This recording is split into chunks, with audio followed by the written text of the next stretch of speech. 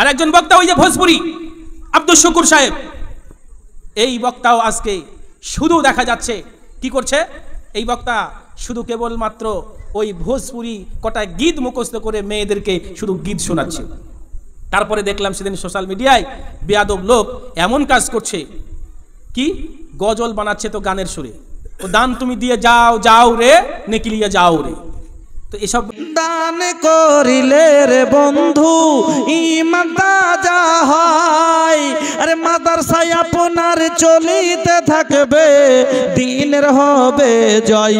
ও দান দিয়ে যাও যাও রে নেকি হিলিয়ে লাও রে, ও দান দিয়ে যাও যাও রে নেকি হিলিয়ে লাও রে। এই যে দান তোলাবে, তো দান নিতে যাচ্ছে গজল বানিয়ে গানের সুরে গানের নকলে। আর এই ধরনের বক্তাকে নিয়ে আসার জন্য মাদ্রাসা কমিটি পাগল, যুবকরা পাগল। কেন? যে এই ধরনের বক্তা নিয়ে আসলে মোটা টাকা উঠবে মাদ্রাসার জালসায়, মোটা টাকা উঠবে মসজিদের উন্নতি কল্পে। এই ধরনের জালসা নিয়ে আসলে মেয়েদের ভিড় হবে, এই ধরনের জালসা নিয়ে আসলে ছেলেদের ভিড় হবে। তাতে সেই জালসাতে 10টা মেয়ে পাটের জমিতে গেল বাকি, আখের জমিতে গেল বাকি, ভুট্টার খেতে গেল বাকি, রায়ের খেতে গেল বাকি, ওটা দেখার দরকার নেই। আরে নারী পুরুষ আবাদ মিলন হবে। এ জালসা মানে কি? এ জালসা কি জালসা হলো? এসব কি পরিবর্তনের জন্য? এসব কি উন্নতি? কি সভা উন্নতি হবে? এ জাতির কি উপকার করবে? এ সমাজের কি উপকার করবে? সমাজের কি কল্যাণ করবে? এ সমাজকে অনুমোদন করবে। আর এই ধরনের বক্তার জন্য আজকে পাগল মানুষ। কথা বুঝলেন না? সম্মানিত সুধী, আমরা বসেছি কোন নিয়তে? পরিবর্তন হতে চাই ইনশাআল্লাহ। কি বলছেন? কথা বলবেন। পরিবর্তন হতে চাই ইনশাআল্লাহ। ইনশাআল্লাহ যদি পরিবর্তন হতে চাই তাহলে কৌতুক শোনার দরকার আছে, নাটক শোনার দরকার আছে, শফিকের গল্প শোনার দরকার আছে, কিসসা কাহিনী শোনার দরকার আছে। আরে কোরআন হাদিস মতো যদি জীবনে একটা হাদিসের প্রতি আমল করতে পারি, জীবন সাকসেস হয়ে যাবে ইনশাআল্লাহ। আজকে এখান থেকে বসেছি, নিয়াত করে উঠে যাব। আজকে জীবনে পরিবর্তন ঘটিয়ে তারপরে উঠবো ইনশাআল্লাহ। পরিবর্তন নিতে হবেই হবে। কেন? আজকে আমি এখানে বসে আছি, এই বসে থাকার পর আমি যে বাড়ি ফিরে যাব, এর কোনো গ্যারান্টি কি আমার কাছে আছে? বলেন, আছে কি গ্যারান্টি আছে? আরে রাসূলুল্লাহ সাল্লাল্লাহু আলাইহি সাল্লাম বলছে, শোনো, তুমি যখন সালাত আদায় করতেছো, সালাত শেষ প্রান্তে তুমি যখন সালাতে সালাম ফিরাচ্ছ, আসসালামু আলাইকুম ওয়া রাহমাতুল্লাহ বলে সালাম যখন ফিরিয়েছো, এই সালাম ফিরানোর পর ডান দিকে ফিরিয়ে বাম দিকে আসসালামু আলাইকুম ওয়া রাহমাতুল্লাহ বলে সালাম তুমি ফিরাবে। এর ভাবনা তোমার জীবনে কথা পারেনি। মরণের জন্য গ্যারান্টি শোনেন, আপনি লক্ষ্য করতে পারেন যে কোনো বিষয় কে করে টাকাটা শিখ। আর এক কথা বলবো, আপনি যুক্তি দেবেন, একটা যুক্তি দেবো। কিন্তু পৃথিবীর বুকে এমন একটা বিষয়, যে বিষয়টার নাম হলো মরণ। এই মরণকে নিয়ে কেউ মতভেদ করে না। হিন্দু বলে মরতে হবে, মুসলিম বলে মরতে হবে, জৈন বলে মরতে হবে, খ্রিস্টান বলে মরতে হবে, ইহুদি বলে মরতে হবে, সব পৃথিবীর সমস্ত স্তরের মানুষ বলে মরতে হবে। শিক্ষিত বলে মরতে হবে, অশিক্ষিত বলে মরতে হবে, নারী বলে মরতে হবে, পুরুষ বলে মরতে হবে। সারা পৃথিবীর মানুষ এই মরণকে কেন্দ্র করে ঐক্যমত আছে কি নাই? আছে না? কিন্তু মুসলিমের এই মরণকে স্মরণ করা, মেনে নেওয়া, আর অমুসলিমের এই মরণকে মেনে নেওয়া, স্মরণ করা, এর মধ্যে পার্থক্য আছে কি নাই? কথা বলেন। আছে। কোন জায়গায় পার্থক্য আছে?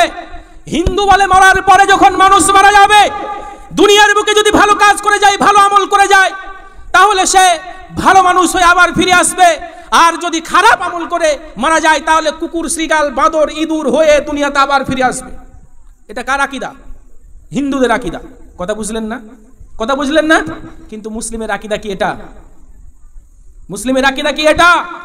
না, মুসলিমের আকীদা হচ্ছে আল্লাহ রাব্বুল আলামিন যেইখান থেকে আমাদেরকে পাঠিয়েছেন, সুম্মা ইলাইনা তুরজাউন, সেই আল্লাহর কাছে আবার আমাদেরকে ফিরে যেতে হবে। সেখানে গিয়ে আমাদের সমস্ত কৃতকর্মের হিসাব দিতে হবে।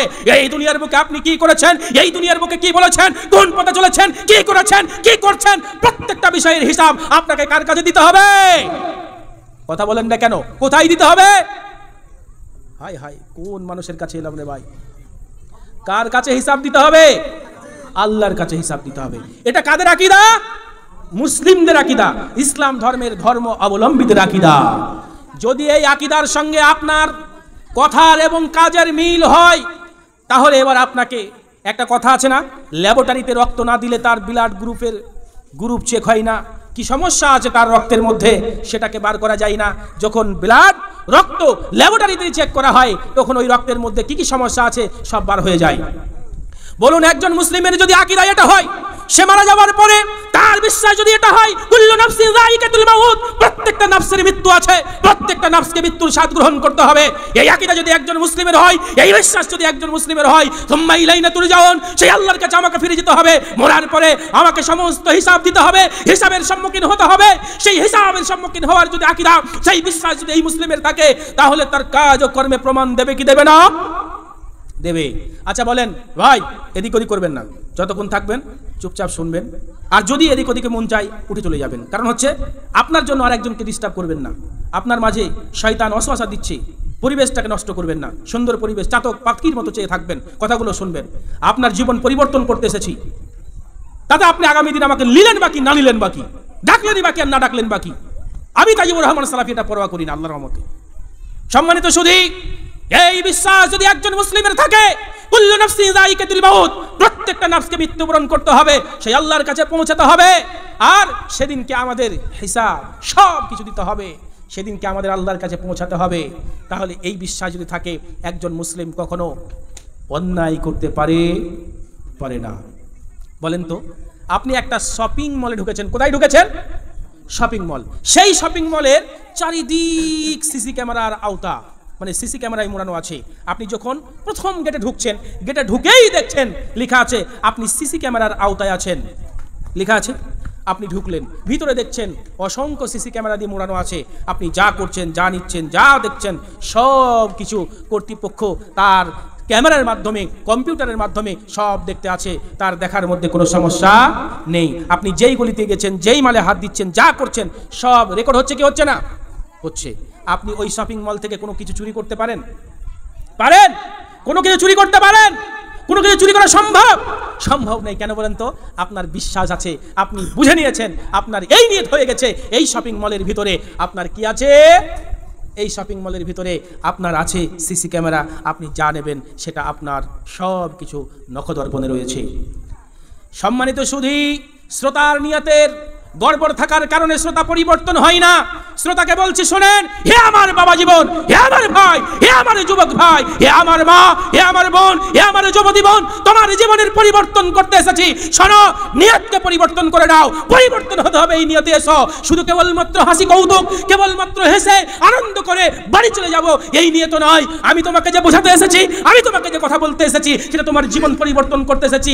আজ যেমন সিসি ক্যামেরার আওতায় থাকার কারণে তোমার এই ভুল করার, এই অন্যায় করার সাহস হয় না। তুমি একজন মুসলিম, তোমার মুসলিম হওয়ার কারণে তোমার বিশ্বাস, তোমার তাওয়াক্কুল একমাত্র আল্লাহর জন্য হবে, যে আল্লাহ তিনি আল বাসির, তিনি আল খাবির, তিনি আস-সামি, তিনি সব কিছু দেখেন, তিনি সব কিছু শোনেন, তিনি সমস্ত কিছুর খবর রাখেন। এটা একজন মুসলিমের বিশ্বাস হবে কি হবে না? থাকবে কি থাকবে না? আল্লাহ রাব্বুল আলামিন বলেছেন যে কিরামিন কাতিবিন, দুইজন সম্মানিত ফেরেশতাকে আল্লাহ রাব্বুল আলামিন এই কাঁধের উপরে রেখে দিয়েছেন। কোথায় রেখে দিয়েছেন?